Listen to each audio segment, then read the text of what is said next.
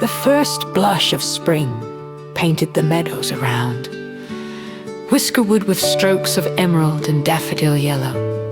The air, still carrying a hint of winter's chill, now held the promise of warmer days and the sweet scent of budding blossoms.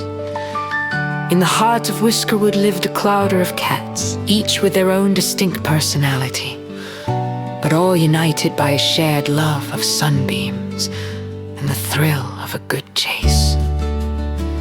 Among them were Clementine, a ginger tabby with a perpetually curious nose; Barnaby, a sleek black cat known for his stealth and unmatched napping abilities; and Luna, a fluffy white Persian with eyes like melted sapphires. They were vaguely aware that something special was in the air. The humans in the nearby cottages were acting strangely, hiding colorful objects and whispering excitedly.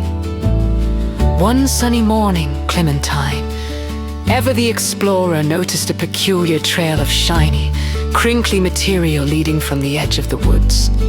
Her whiskers twitched with intrigue. She beckoned Barnaby, who reluctantly unfurled himself from a patch of warm moss, and Luna, who gracefully padded behind. "Look," Clementine whispered, pointing a paw at the shimmering ribbon. "Where does it lead?" Barnaby, despite his initial reluctance, was now intrigued. "Let's find out," he purred, his tail twitching. Following the trail, they ventured deeper into the woods than they usually dared. The ribbon wound around the base of ancient oak trees, snaked through patches of bluebells, and finally led them to a clearing bathed in dappled sunlight. And there, nestled amongst the ferns, were the most peculiar things they had ever seen. Colorful, smooth, and oval-shaped, they seemed to gleam with an inner light. "What are these?" Luna breathed, her sapphire eyes wide with wonder. Clementine cautiously nudged one with her nose. It rolled slightly. Another one had a delightful scent of something sweet and unfamiliar. Suddenly, a small brown rabbit with twitching whiskers hopped into the clearing. He carried a small woven basket overflowing with more of the colorful ovals. The cats froze, their hunting instincts momentarily overridden by curiosity. The rabbit, noticing the 3 pairs of feline eyes, didn't bolt. Instead, he set down the basket and spoke in a soft, rustling voice. "Welcome, friends of Whiskerwood. These are Easter eggs. It's a time of new beginnings and joyful surprises." Barnaby, ever the pragmatist, tilted his head. "Eggs, but they don't look like bird eggs." The rabbit chuckled, a soft thumping sound. "These are special eggs filled with treats. The humans hide them for each other to find." Clementine's ears perked up. "Treats."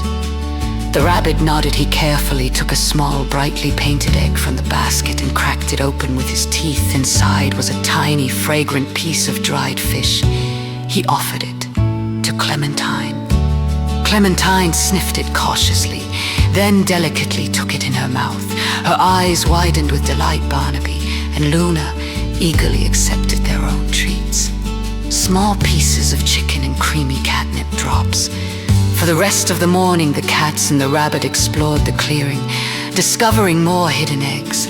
They learned that each egg held a different surprise, a small treasure to be enjoyed. Barnaby even found a particularly large egg filled with soft, mossy bedding, perfect for an afternoon nap. As the sun began to dip lower in the sky, casting long shadows across the clearing, the rabbit gathered the remaining eggs. "It's time for me to hide these for the humans," he said with a wink. "But remember this day, friends, Easter is a time for sharing joy and discovering unexpected delights."